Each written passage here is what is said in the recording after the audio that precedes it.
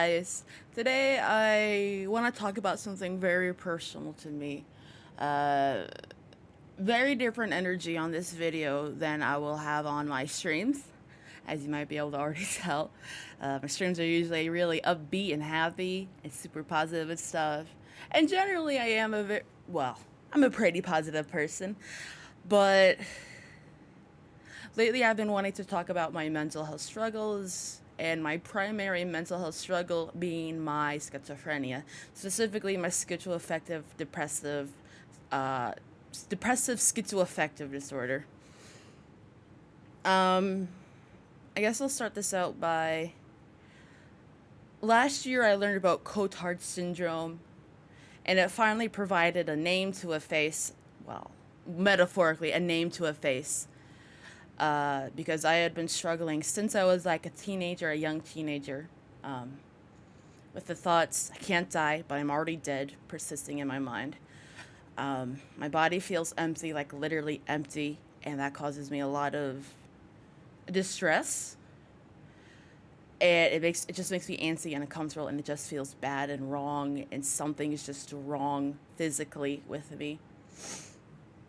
I learned about cotard syndrome some time ago, like I said, around last year or so, and it feels like, wow,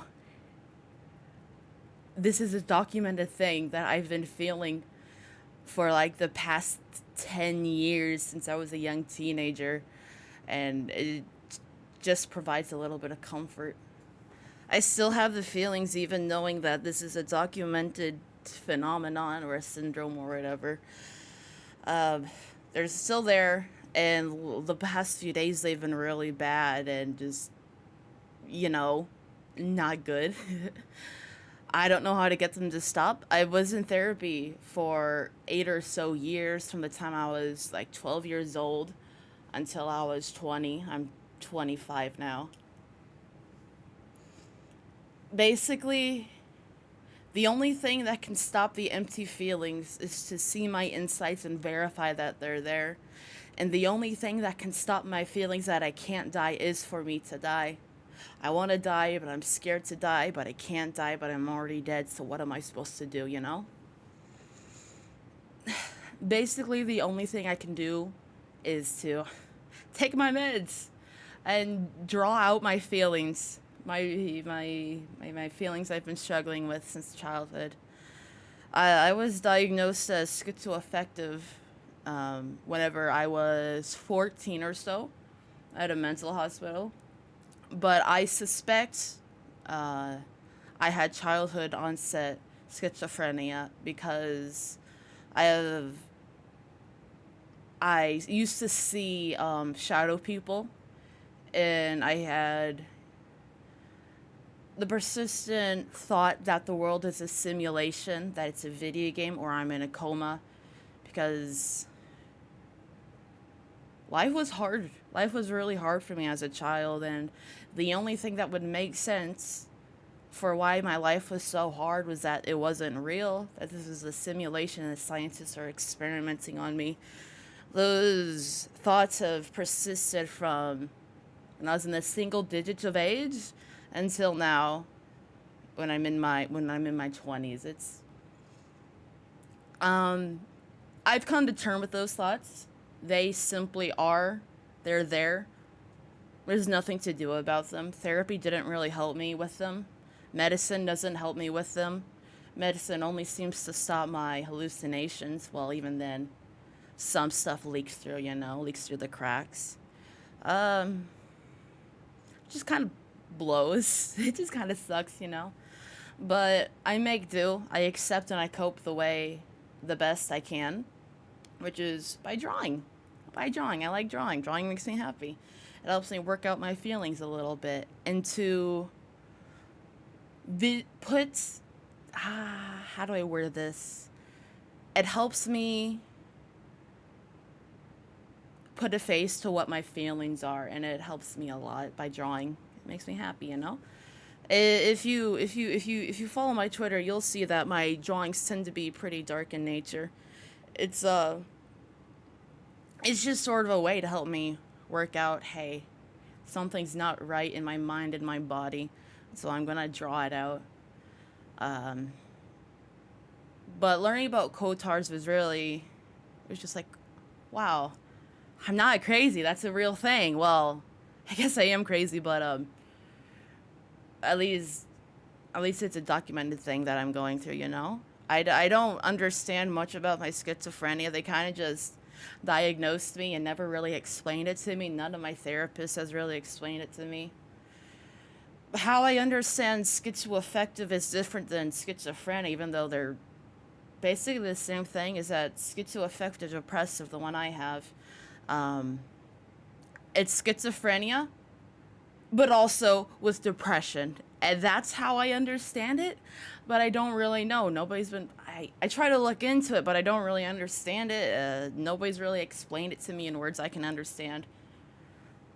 So, you know, I've always really struggled with do realism and depersonalization, and I guess that manifests in my being with cotard syndrome because I can't die, but I'm already dead. That thought has been in my mind since I was a child. It sometimes the feeling of my heartbeat as I'm trying to sleep at night causes me so much distress. Like, that isn't real. That can't be real. How is that real? This isn't real. And it sends me into a bit of a spiral. I can't feel my organs inside me, and that scares me. I know you're not supposed to unless there's something wrong, but it scares me and it makes me upset. And it's just bad. It's just bad. I want to get a new therapist because I haven't had a therapist in about 4 years, but I have the poor man's insurance, so nobody really wants to take a guy whose insurance will pay them like $5 a session, you know? So that's not great either. I don't think I'm meant to exist because I can't take care of myself naturally without a lot of external influence. Like, hey, you gotta go eat, bro. You haven't ate all day, which is, ironic. I'm a fat motherfucker. Um, but I just forget to eat. I forget to shower. I forget to pee. I forget to brush my teeth. I forget to go outside. I haven't been, well, actually, I went outside the other day because I wanted to get some goodies. I got some banana milk, and I got onigiri. That was my lunch for the day. Actually, I think that was all I ate in the day. It wasn't even a lot. I just ate a bit of it, and I put it in the fridge, and I realized, oh wait, rice doesn't really hold up in the fridge too well, so I had to toss the onigiri. But today I ate what did I eat? I had a little bit of a Mongolian beef. It was good. I had seriously 2 bites and I put it back in the fridge. I don't know. I shouldn't exist, and yet here I am. It reminds me of the song "Vitamins" by Millie. So many resources keep me alive, but I can't manage to survive or something or other. I relate to that song a lot for that particularly line. Wait a minute, am I streaming? No. Oh my god. Oh, sorry, I got scared. I thought I was streaming. I thought I hit the stream button. Whoo. I was gonna cry. Again, this is a very different energy than I put on my streams. Sometimes you gotta take life a little seriously. Like when you're crumbling from the inside, you gotta take it a little bit seriously. But it's still good to have some. It's still nice to have some good humors. Um, there was. Yeah, last night on stream actually, I was talking about how the past like 3 days I kind of just spent it in bed existing. I don't remember what I was doing in bed. I was kind of just in there. It's not like catatonia. I was doing stuff probably. I just can't remember what. I haven't been drawing lately. I haven't been playing games lately, and those are kind of the only things I do. Um, so if I wasn't doing those things, I don't know what I was doing at all. I can't remember. Um, since I had a hard childhood, um, I struggle with forming memories, holding on to memories. They just kind of feel like dreams. Sometimes it's hard to tell dreams from memories. Like, hey, was that a dream I had or was that a memory? I wonder. I can't tell. Um, I think I had childhood onset schizophrenia because of how stressful my life was as a child. Because apparently, childhood onset schizophrenia and schizophrenia in general, they're formed by either genetics, environment, or some other third thing I can't remember. But I think mine was a combination of genetics and environment because, again, I had a really hard childhood. And I think my mind just broke as a child. And it's just kind of been like that all these years. It is what it is, you know? I deal with my things the best I can. I was never taken to a doctor as a child to figure out what was wrong with me. So I was only diagnosed whenever I was 14 years Whoa. Sorry. 14 years old in a mental hospital. I stayed in there for a month. Um, Actually, you know, a recent memory about that did resurface. I was there. I basically had to take care of this little boy because the staff didn't know how to handle him. I was the only one who bonded with him. And so I was the only one who could basically take care of him. I was 14 years old in a mental ward, and I had to take care of another patient, and which I was fine with it. I was fine with it. I wanted that kid to feel better. He was really struggling. He was really struggling. He, the staff didn't know how to handle him, so they not dumped him on me. That feels mean to say, but they had to get me to help handle him. I don't know why he latched on to me, but he did, and I checked out of the hospital before he did. I kind of didn't want to leave the hospital until he did because I was the only one who could quote unquote handle him, manage him. He didn't listen to the staff. He didn't listen to the other patients. He just kind of clung to me. And I worry about him. I don't know how old he was. I think he was just a few years younger than me. I don't remember what he looks like, but I do remember he gave me a, what is it called? A weighted plushie, and I put it on my head. He saw I was doing really bad one day, so he said, hey, do you want to hold my weighted plushie? It's like, yeah, sure, why not? And I put it on my head. It helped calm me down. Um,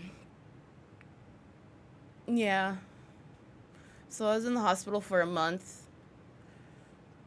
I got taken out, and then my bad, sad life continued for 7 years longer until I was finally able to move out. I'm still... Sorry, give me a moment. I'm still healing, you know? Life's just hard. But I'm doing my best. I'm finally happy! I never felt genuine happiness until I moved out. And I moved in with my current housemates. I never felt safe or loved until I moved in with them. I moved almost 1,000 miles away from the old house and with who I live with now. And I finally reached happiness. But every day I still want to die, and I don't know why. I'm finally happy, but I want to die. I'm happy every day, but I want to die. I'm literally living my childhood dream of being an artist. And on top of that, hey, I'm a VTuber. I can stream. I stream the stupidest things, and people come watching. It's amazing. And I'm happy, but I don't know why. I still struggle so much. But I really am happy. And I want to keep living, but I'm scared. Because what if the doctors wake me up and this current life that I see and I live now, it's all just been a dream. And they wake me up and I lose it all. And I'm somebody who I don't know. In a place I don't know. I don't remember it. I don't know if this is real or not. But I want it to be real because I'm finally happy, you know? I'm finally happy and I don't want to lose it.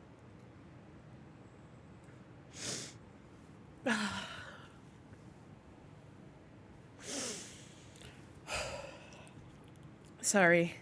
Sorry. I really am okay. I really am okay, but sometimes things are a little, harder than normal. Sometimes things are harder than usual. But really, I am okay. I really am okay.